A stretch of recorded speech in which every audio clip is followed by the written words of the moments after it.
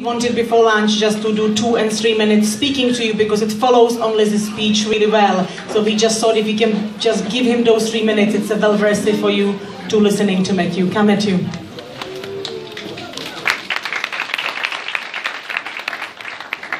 Hello, my name is Matthew English and I'm 10 years old. I like playing football, basketball, dressing up, listening to music and playing the violin. In fact, just like other 10-year-olds. I was born with Microtia atresia, a hearing loss, but that doesn't stop me from doing all the other things that other 10-year-olds do. Despite being told that having Microtia would affect my balance, I learned to ride a bike by the time I was 3 and recently started to ride a unicycle. I go to a primary school in Orpington and have a teacher of the deaf who visits every 6 weeks to check I'm doing okay. In September I will be starting a normal mainstream secondary school in Kent.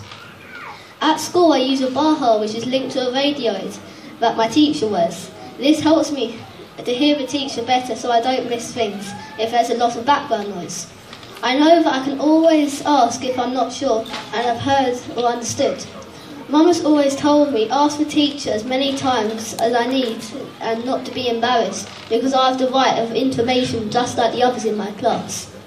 Over the years I've become more confident in asking if I haven't heard something. Out of school I'm happier not to use my bar and I manage just fine.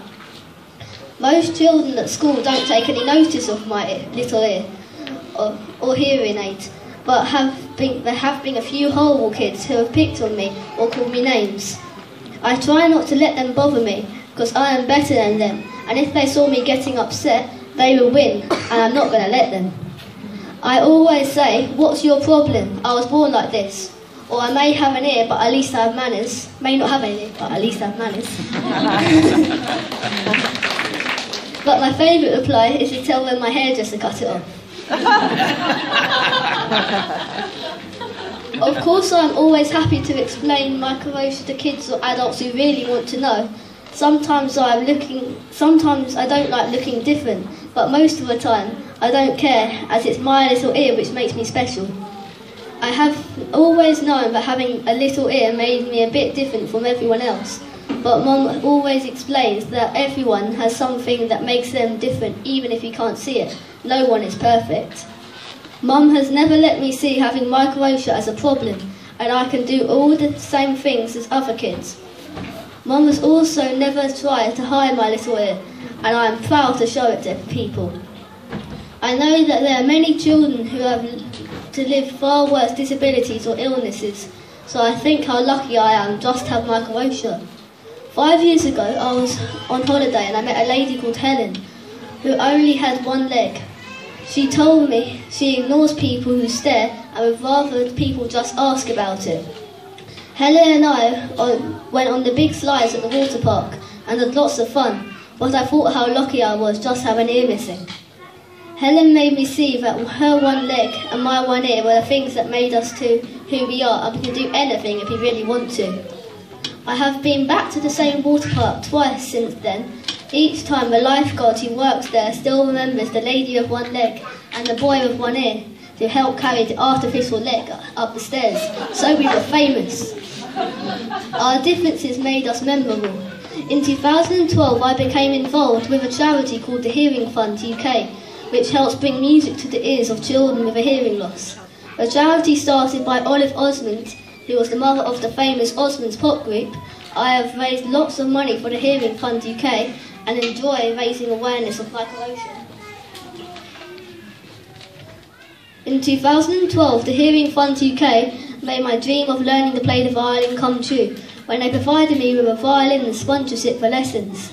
I introduced another boy I met, Microtia Mingle, in Leeds, to the Hearing Fund, and now they sponsor him too. So we are now definitely raising awareness for Microtia through our music. I love playing the violin and currently practicing for my grade 3 exam in a few weeks' time. Knowing that I can be good at something has made me more confident and proud of myself. When I play, I forget all about having Microtia and a hearing loss. I am Matthew English, who plays the violin, and not just Matthew with a little ear. My hero is Justin Osmond from the Hearing Fund charity, and he has a saying that goes, I may have a hearing loss, but that hearing loss doesn't have me. Well, I have a saying too, which goes, I may have Microtia, but Microtia doesn't have me. Having Microtia has made me realise that we are all different and no one is perfect, but our differences should never hold us back doing what we want to do.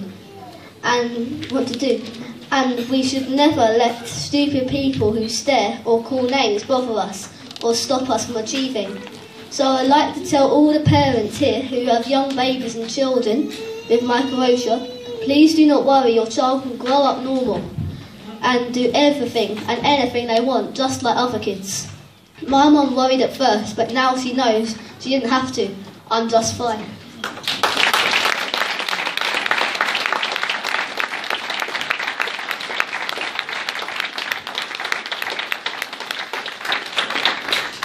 And some of you might have heard this poem before, but the people that haven't, it's called Proud to be Me. And it goes, sometimes I find it hard to hear because I was born with a little ear. I have two eyes so I can see, but my one ear makes me me. I don't always catch every sound of what goes on in the world around. Please speak loud and please speak clear, because if you don't, I can't hear. If I annoy you when you speak, it's because I'm deaf, not a freak.